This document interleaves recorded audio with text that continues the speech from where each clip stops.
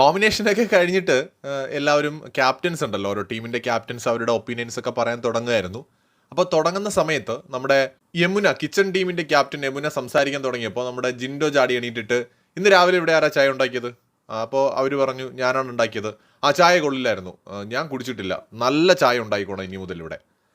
അപ്പോൾ ഞാനിത് ഇയാക്കിയത് എന്ത് വയ്യേ എന്നിങ്ങനെ ആലോചിച്ചുകൊണ്ടിരിക്കുകയാണ് ഇത് കണ്ടിട്ട്. മേ ബി കണ്ട നിങ്ങളും അങ്ങനെ തന്നെ വിചാരിച്ചിട്ടുണ്ടാവും. കഥ അവിടെ കൊണ്ടൊന്നും തീരുന്നില്ല.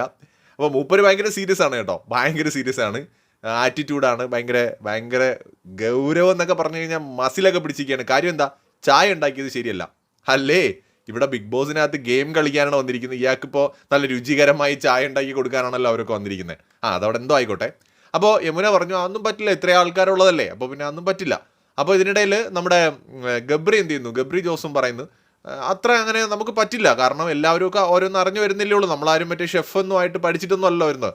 അപ്പോൾ ഉടനെ ചാടി എണീറ്റിട്ട് നമ്മുടെ ജിൻഡോയുടെ ഒരു ഷോ ഉണ്ട്, ഞാനതിനെ ഡോഗ് ഷോ എന്നൊന്നും വിളിക്കുന്നില്ല. എനിവേ പുള്ളി ചാടി എണീറ്റിട്ട് ആറ്റിറ്റ്യൂഡൊക്കെ ഇട്ട് മസിലൊക്കെ വെച്ചിട്ട് എൻ്റെ പൊന്നെ നീ എന്താണ് പിന്നെ അങ്ങോട്ട് കിച്ചൺ ടീമിലേക്ക് കയറിപ്പോയത് നിനക്ക് അറിയില്ലെങ്കിൽ അടിക്കാനൊക്കെ എണീക്കുന്ന പോലെയൊക്കെ ചാടി എണീറ്റിട്ടുണ്ട് കേട്ടോ. അപ്പോൾ അപ്പുറം ഇപ്പുറം ഇരുന്ന് എല്ലാവരും ജാസ്മിൻ്റെ ഒക്കെ ഒരു നോട്ടമുണ്ട്, ഇയാൾക്ക് ഇതെന്ത് വയ്യേ, കോമഡി ആയിട്ടുണ്ട്. ജിൻഡോ ഭയങ്കര സീരിയസ് ആയിട്ട് വഴക്കിടുമ്പോൾ നമുക്കിവിടെ കോമഡി ആയിട്ടാണ് തോന്നിയത്.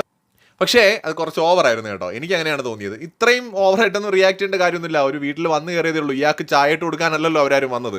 അയാൾക്ക് വേണമെങ്കിൽ ഒന്നി അയാൾ ചായ ഇട്ട് കുടിക്കണം, അല്ലെങ്കിൽ നല്ല ചായ വേണമെന്നുണ്ടെങ്കിൽ അയാൾ എന്നും കുക്കിങ്ങിൽ നിന്ന് ജോലി ചെയ്തോട്ടെ. അവിടെ എന്താണോ ഉള്ളത് അത് കഴിക്കാൻ താല്പര്യം ഉണ്ടെങ്കിൽ മാത്രം ബിഗ് ബോസിലേക്ക് പോവാം. വഴിതെറ്റി പോകേണ്ട ഒരു സ്ഥലം അല്ലത്. എന്താണ് ബിഗ് ബോസ് എന്ന് അറിഞ്ഞ് കയറി പോകുന്നതാണ് നല്ലത്. അല്ലാതെ പോയി കഴിഞ്ഞാൽ ഒരുപക്ഷെ ജിൻഡോയ്ക്ക് പറ്റിയതുപോലെയൊക്കെ പറ്റും. അത് അവരങ്ങനെയൊക്കെ അങ്ങ് പറഞ്ഞു വിട്ടത് മൂപ്പരുടെ ഭാഗ്യം. വേറെ ആരെങ്കിലാണെങ്കിൽ താൻ പോയി പണി നോക്കണമെന്ന് പറഞ്ഞ് നാറ്റിച്ച് അപമാനിച്ചു വിട്ടേനെ.